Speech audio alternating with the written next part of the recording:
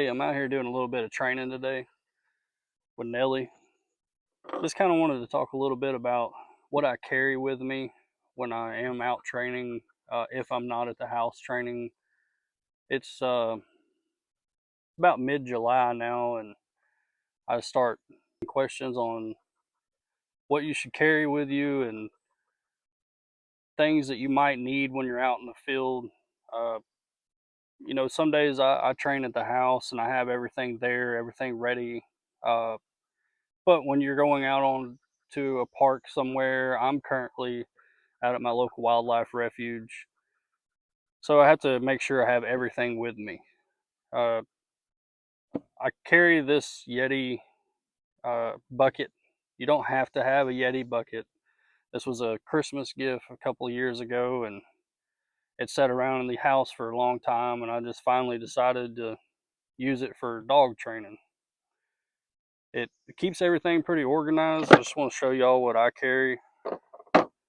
On the top section, I always carry a first aid kit no matter where I go, whether it be for me, the dog, someone with me.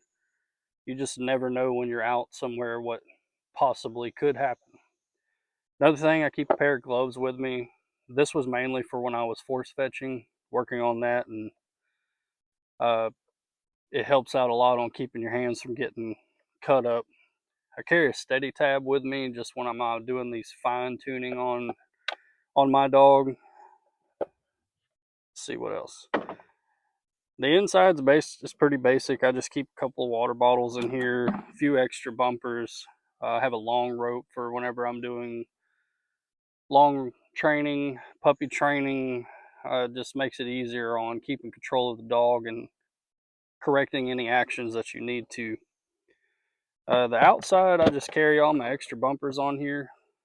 Uh, just helps out. You don't have them just rolling around everywhere. You keep them all organized and readily available. I also do have a collapsible dog bowl. This makes it so much easier on getting them fresh, clean water, especially when it's hot outside and you don't want them drinking out of a ditch or a puddle somewhere. You get heartworms very easily, and you just don't want to deal with all that. You want to keep them healthy and cool as much as you can. I keep my training uh, to just a few short minutes.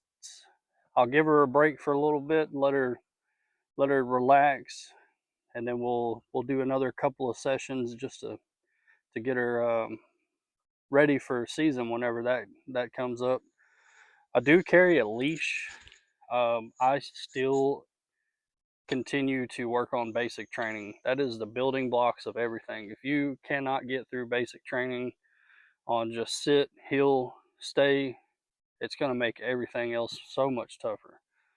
Nelly is currently trained on a whistle. I do not use the e-collar. Have nothing against the e-collar, but I wanted to try and train her without that extra tool.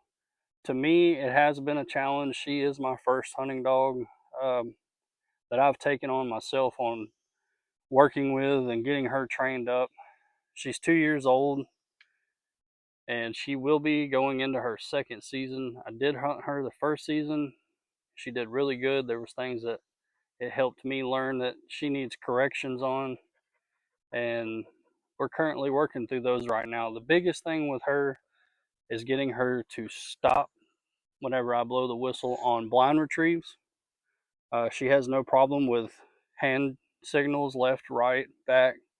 She's very good with that. She's a quick learner. She's very, very high energy. So I have to slow down with her and make her slow down to work on this a lot better. Today we're just working on basic training. Today's the first day that we're getting back into it. It's like 97 degrees outside, high humidity. We come out here to where we can be in the shade some, and we're going to do probably 30-40 minutes worth of training. A few little breaks in between. I don't want to overwork her and run the risk of heat stress problems. Need some water. There you go. But yeah, let me show y'all Nelly, y'all can check her out.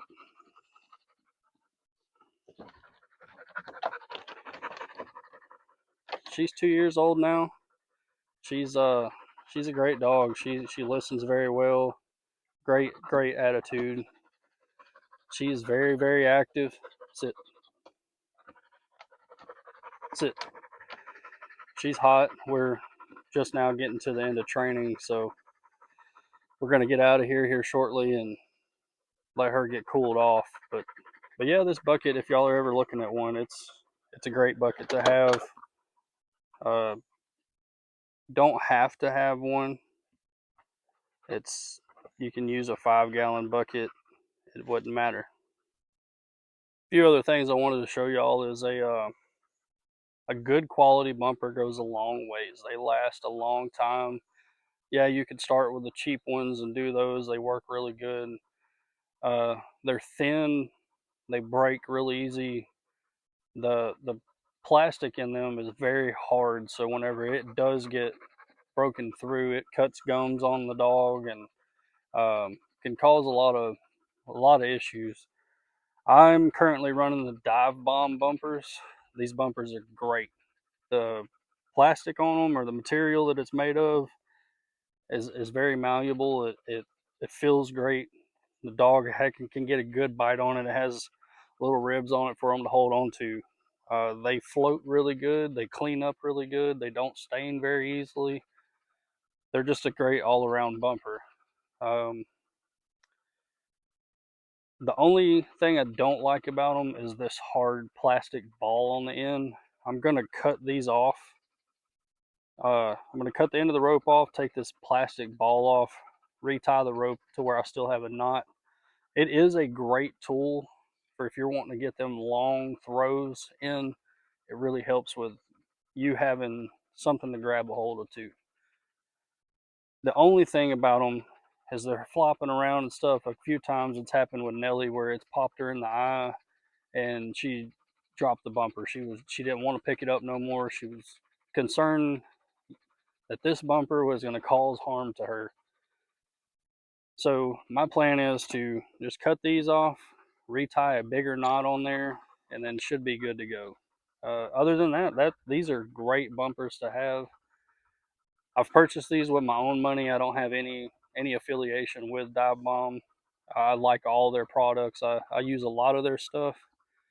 It's just me personally. It's a personal preference when it comes to anything as far as training equipment, hunting. There's so much out there that it doesn't matter what you have. If you enjoy it and it's what you like, go for it.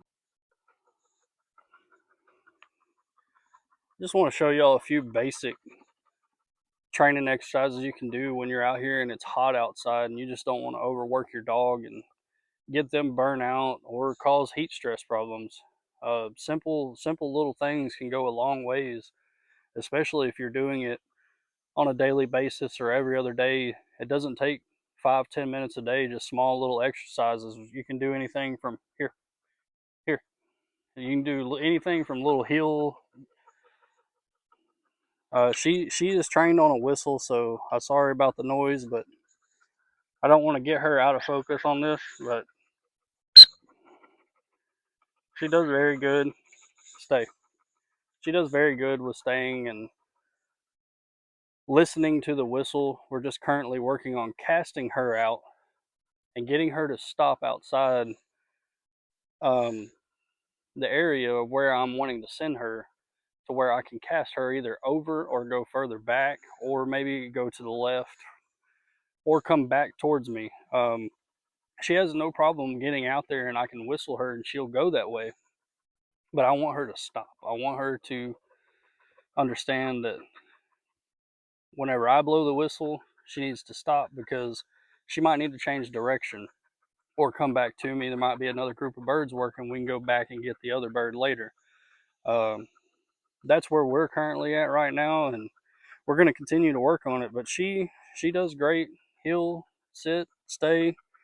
She's tired. She's hot. She's ready to go home. But I just wanted to share a little bit of that info with y'all today, and maybe it'll help someone out in the future. And if you have any questions on starting off your dog, feel free to ask. I'm no professional by any means, but I've done it long enough now that I can help with the basics for sure.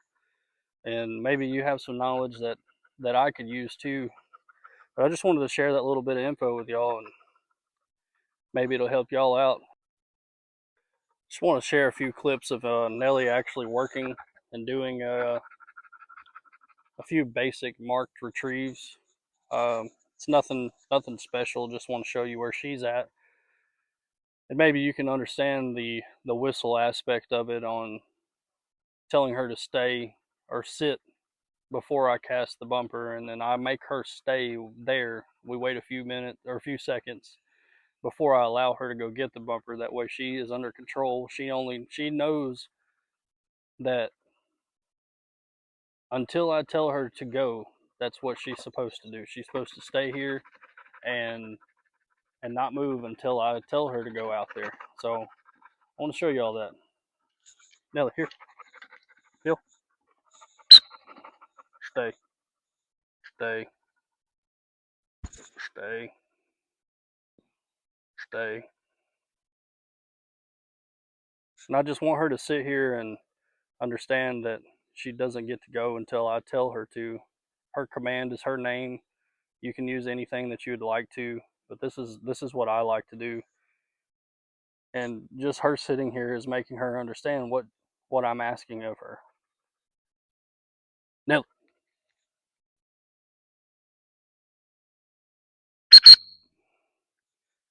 And the double whistle is just something I implemented on telling her to come back to me. Uh, she is not force fetched. Sorry, she is not force fetched by any means. Uh, I didn't want to do that. I have nothing against it. Yes, it is a very great tool. Me personally, I just wanted her to go get whatever I'm asking her to retrieve and bring it back so I don't have to go out there. If she brings it back, drops it at my feet, that's okay with me. No, sit. And some people don't like that. They want the dog to hold whatever they're asking them to retrieve until sit until they're asked to let go of it. Nothing wrong with that. That's great. Me personally, I didn't want that. Um, should have I done that?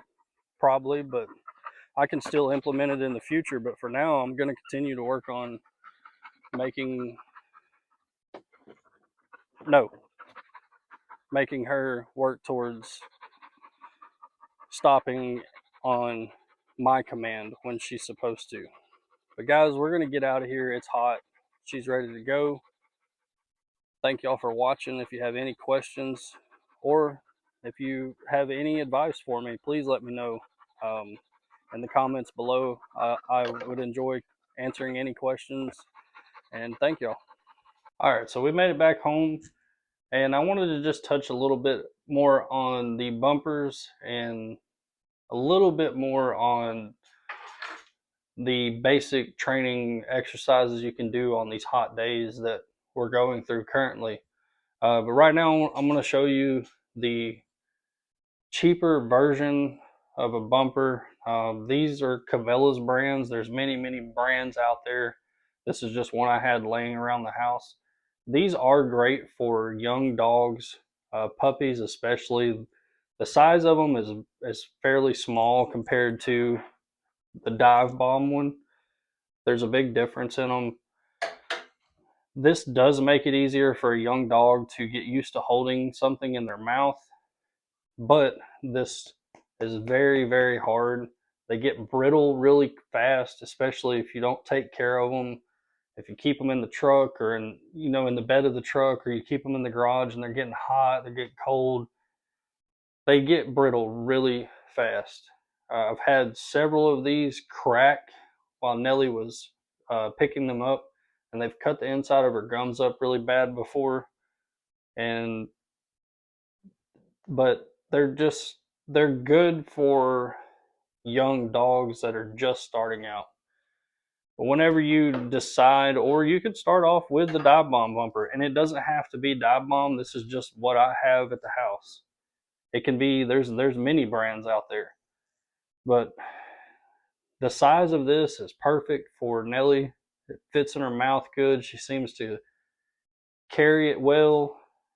I don't see any slippage. She holds it very well. It's very good on weight. It's not very, very heavy, but it does have enough weight to get them used to holding it. I just wanted to touch a little bit on this so you kind of could see the comparison between the two. And the other thing, Dive Bomb has this bag. It's fully like a mesh bag.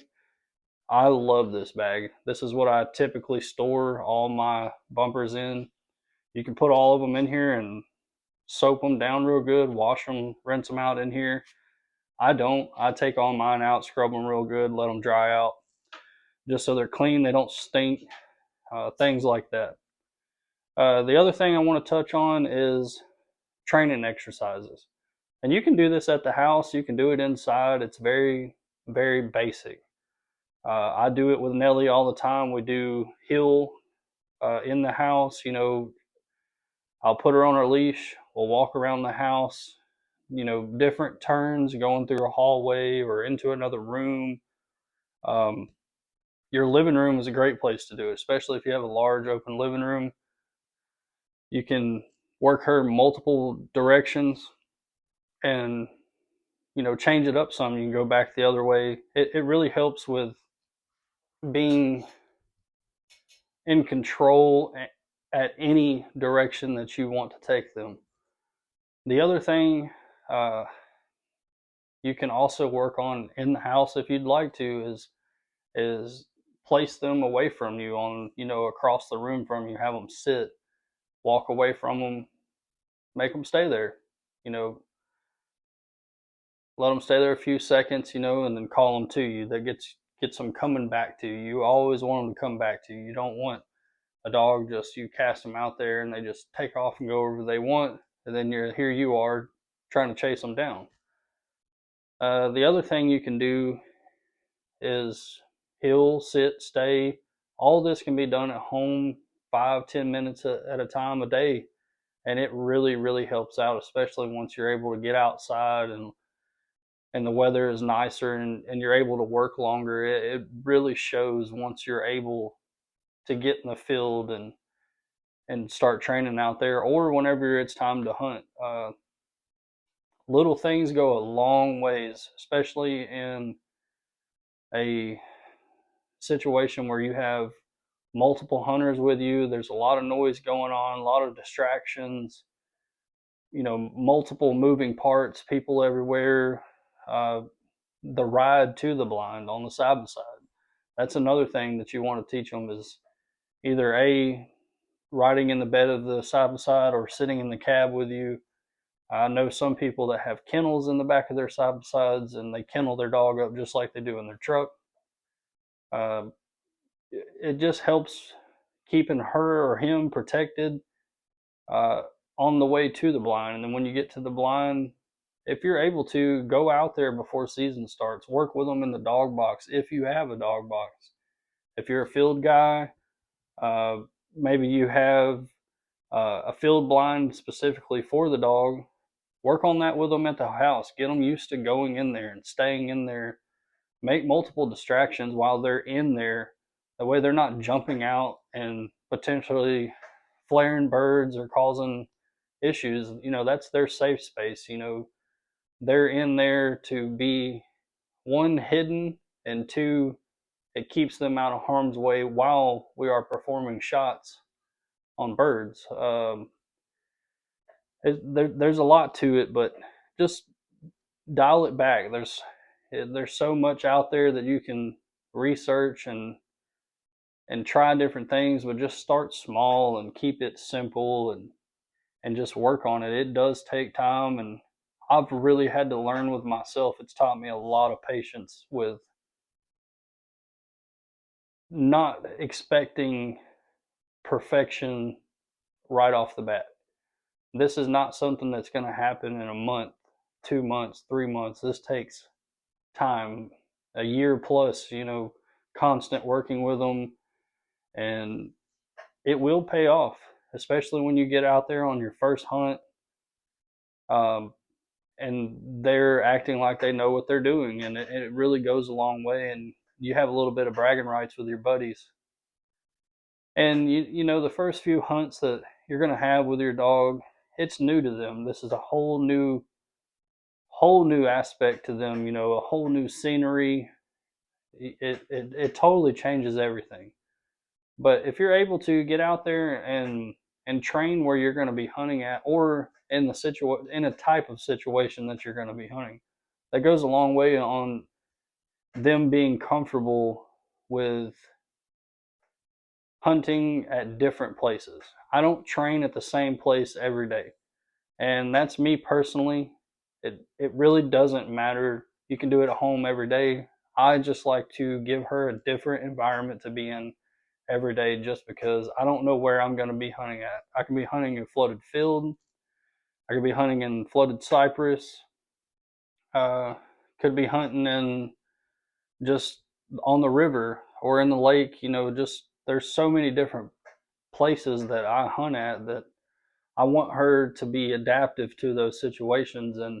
And to me, it feels like if I keep her moving around into a different location each time we're training, that builds her focus more on me and not the environment. Yes, she is going to want to be curious and see what goes on or what's going on around her. That's there's nothing wrong with that. But it teaches her, no matter where we're at, you focus on me. You focus on what I'm having to tell you and what I'm asking of you. And with her being just now 2 years old, it it has really shown a lot. And her being so young, yes, she's full of energy and she messes up, but that comes with it. She did her first full season less than 2 years old and made many retrieves and done a great job. Yeah, now there was a lot of things that I've had to work on correcting with her and myself. You know, I caught myself doing things I shouldn't have, or how I could have done it better for her to understand better.